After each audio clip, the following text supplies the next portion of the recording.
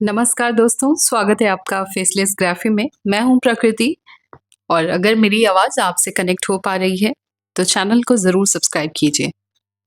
आज का जो मेरा टॉपिक है वो संसद टीवी कंट्रोवर्सी को लेकर के है एंड आप सब जानते होंगे कि कैसे जो स्वतंत्र मीडिया है उस पर हमला है ये कहीं न कहीं और संसद टीवी का मामला अभी जोर पकड़े हुए है और कई सारे पत्रकारों को फायर कर दिया गया है, जॉब से निकाल दिया गया है और एक सरकार अपनी तरफ से एक नियंत्रण करने की कोशिश कर रही है, ये हमें साफ तौर पर दिखाई देता है। देखिए, ये पूरा विवाद जो है वो संसद टीवी को लेकर के ही है और आज ये बिल्कुल सवालों के घेरे में फँसी हुई है।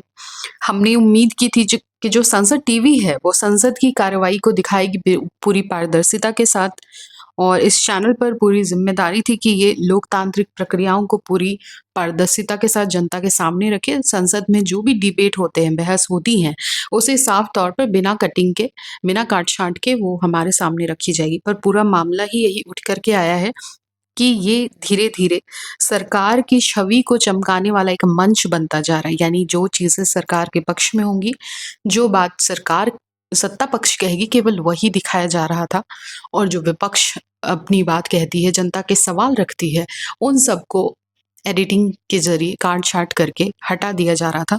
ये पूरा मामला है कुल मिलाकर। लेकिन सोचना ये है कि ये एक चैनल की सिर्फ़ कहानी नहीं है।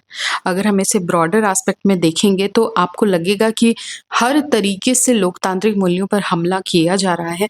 हमें हमें एक ऐसी तस्वीर दिखाने की कोशिश की जा रही है जो रियल में एग्ज़िस्ट ही नहीं करती।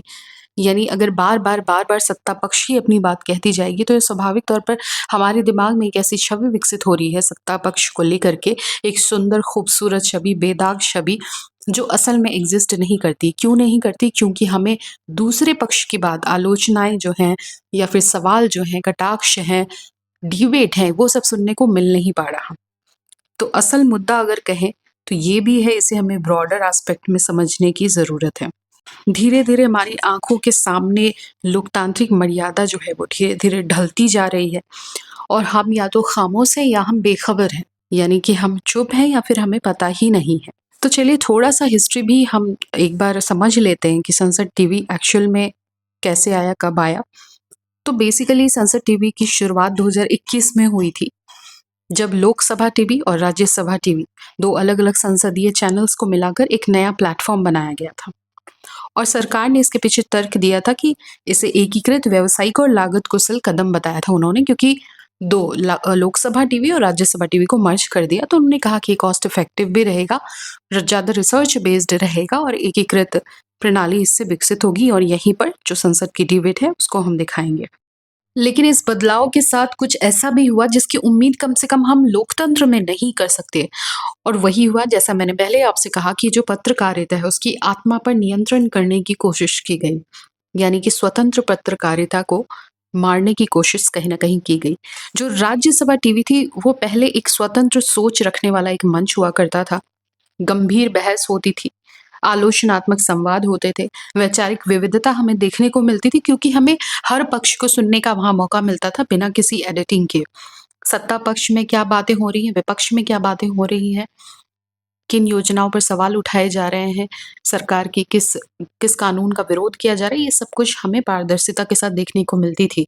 लेकिन संसद टीवी का जब से गठन हुआ तो हमें एक पूरा पैटर्न देखने को मिलता है कि बहुत से पत्रकार और संपादकों को हटा दिया गया, जो जो पार्टी लाइन से हटकर बात करते थे, सत्ता पक्ष से हटकर बात करते थे थोड़ा, उन्हें जो है हटा दिया गया, किनारे कर दिया गया।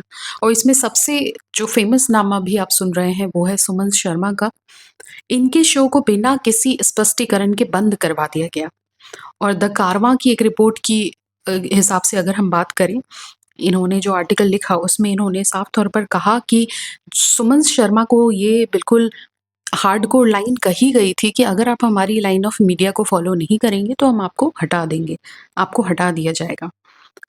और ऐसा सिर्फ़ उनके साथ ही नहीं हुआ जैसे मैंने पहले ही बताया, बहुत से अनुभवी पत्रकार जो सरकार की हर बात से सहमत नहीं थे, वो सब धीरे-धीरे गायब कर दिए गए या फिर उन्हें ऐसे शो दिए गए जिसमें असहमति की कोई गुंजाइश नहीं है। यानी कि आप ऐसे शो करेंगे जहाँ पे हम आपको सीधे तौर पर हमारी योजनाओं या फिर हमारी जो सरकार के कामकाज है उसको उसका एक्सप्लेनेशन करना है, तो वहाँ पर आलोचनात्मक टिप्पणी का कोई सवाल ही नहीं उठता।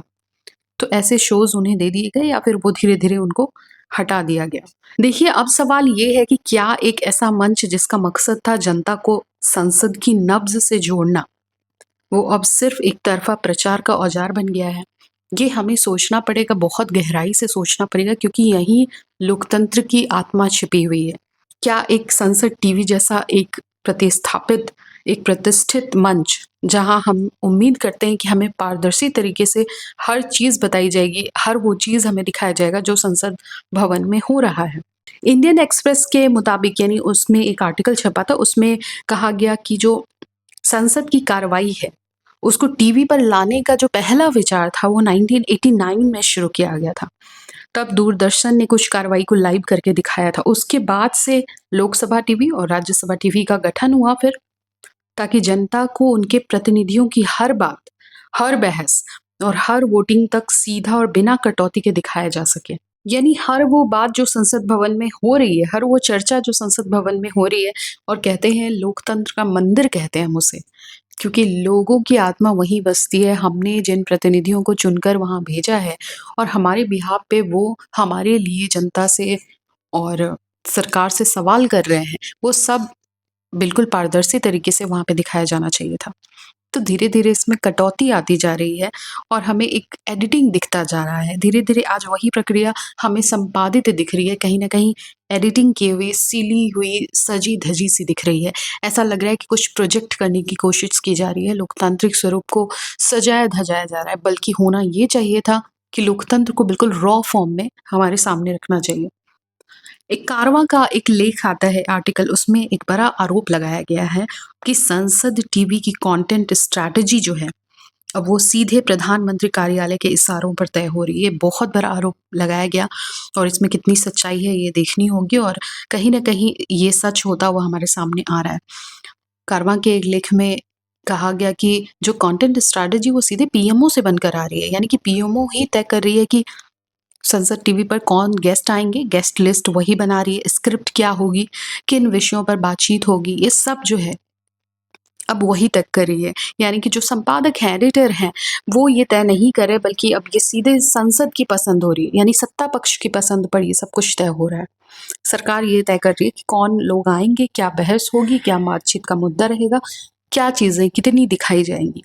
ये सब बहुत भयावह है और इसका असर सीधा जनता पर पड़ रहा है। जहाँ पहले विपक्ष की आवाज़, सवाल, बहस और कटाक्ष सब कुछ लाइव होता था, बिना रोक-टोक के हमें दिखाया जाता था, वो सब अब धीरे-धीरे गायब होता जा रहा है। और दिख क्या रहा है? सरकार की योजनाएँ, सरकारी प्रवक्ताओं की तारीफ़ें, योजनाओं की सक्सेस स्टोरीज़, यही सब हमें ज़्यादा दिखाई जा रहा है। लेकिन जैसे मैंने पहले ही बताया, जो विपक्ष का रोष है, उसकी असहमति है, उसकी आलोचनाएँ हैं, टिप्पणी है, जनता के द्वारा जो कठिन सवाल पूछे जा रहे हैं, जिसे हमारे प्रतिनिधि संसद भवन में रखते हैं सरकार के सामने, इन सब के लिए अब संसद टीवी पर कोई जगह नहीं बची है, और इन सब के लिए जो समय अलॉट किया जाता है वो सब घटता जा रहा है धीरे-धीरे, और एडिटिंग हमें साफ तौर पर दिखाई पड़ता है। अल जज़ीरा ने भी अपने एक आर्टिकल में लिखा कि ये पूरी जो घटना है, ये पूरा मामला है, ये फ्री प्रेस का लगभग गला घोटने जैसा मामला है। यानी कि जो स्वतंत्र मीडिया है उसका गला घोंटा जा रहा है। द वायर ने लिखा कि आप देखेंगे कि इस समय यूट्यूबर्स, न्यूज़ चैनल, जो इंडिपेंडेंट मीडिया है, न्यूज़ मीडिया, वो बड़ा जो है वो बूम कर रहे हैं। अब इसका कारण भी यही छुपा हुआ है। अब जो बातें सरकार नियंत्रित मीडिया से नहीं कहती, सरकार नहीं चाहती कि ये सारी बातें जो हैं वो जनता के सामने जाए, तो अब उनके लिए अलग से प्लेटफ़ॉर्म्स उभर कर आ रहे हैं, वहाँ लोग अपनी बात कह रहे हैं। जो आलोचनाएँ हैं, समालोचनाएँ हैं, वो सब अब यूट्यूब के ज़रिए आपको देखने को मिलेगा, और जो एक्स ट्विटर है, वहाँ पे भी आपको देखने को मिलेगा।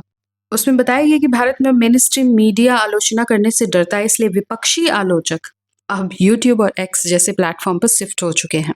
देखिए, अब ऐसा लगता है कि हम एक ऐसे युग में चले जा रहे हैं, जहाँ पर लोकतंत्र के मंचों को सजाया-धजाया जा रहा है, लेकिन जनमत वहाँ से नदारद है। यानी कि जैसे मैंने पहले बताया, लोकतंत्र का स्वरूप प्रस्तुत तो किया जा रहा है, लेकिन काफ़ी सजा-धजा और बनावटी लोकतंत्र हमें दिखाई पड़ता है, जो एक रॉ लोकतंत्र होना चाहिए, जहाँ पर वाद-संवाद, विपक्षी पार्टियों के सवाल-जवाब, साथ ही कटाक्ष, आलोचनाएँ, ये सब कुछ शामिल होना चाहिए था, पर वो अब हमें दिखाया नहीं जा रहा, बल्कि वो दिखाया जा रहा है जो सत्ता पक्ष हमें दिखाना चाहती है। और देखिए, ये जो जनमत है, जनमत से कटता जा रहा है पूरा लोकतंत्र, क्योंकि जनमत हमारे जो सवाल हैं, हमारे जो भी समस्याएँ हैं, उसको रखने का काम जनप्रतिनिधि करते हैं संसद भवन में।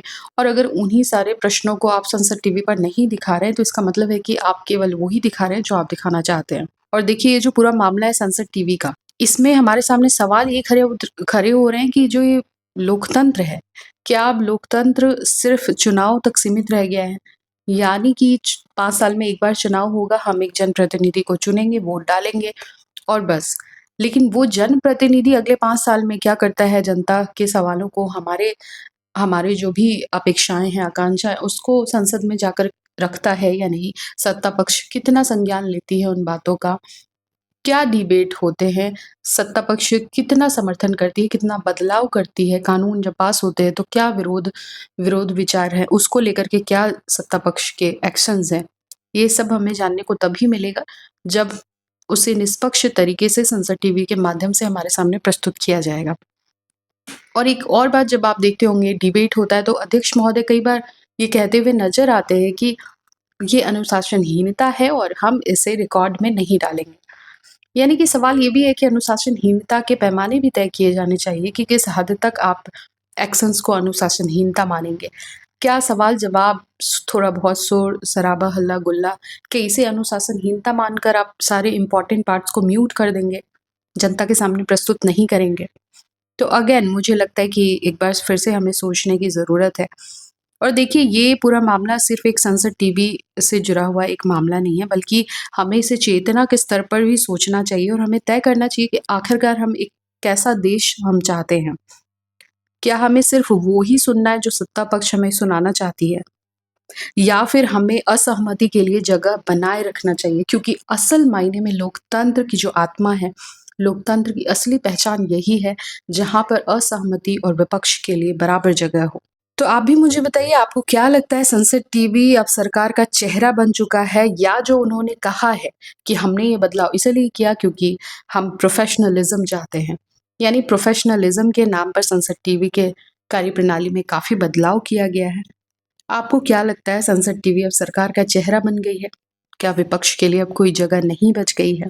आप इस पर सोचिए और अपने विचार आप मुझे कमेंट बॉक्स में लिखकर भेज सकते हैं, और आप मुझे ये भी बताइए कि किस टॉपिक पर आप मुझसे जानकारी चाहते हैं। और अगर ये वीडियो आपको अच्छी लगी है तो आप इसे लाइक ज़रूर करें। और हाँ, अगर आप एक सीरियस व्यूअर हैं जो समझना चाहता है, ना कि सिर्फ डिबेट देखना, तो ये चैनल आपके लिए है। मिलती हूँ आपसे नेक्स्ट वीडियो में, तब तक के लिए फेसलेस ग्राफी को ज़रूर सब्सक्राइब कीजिए।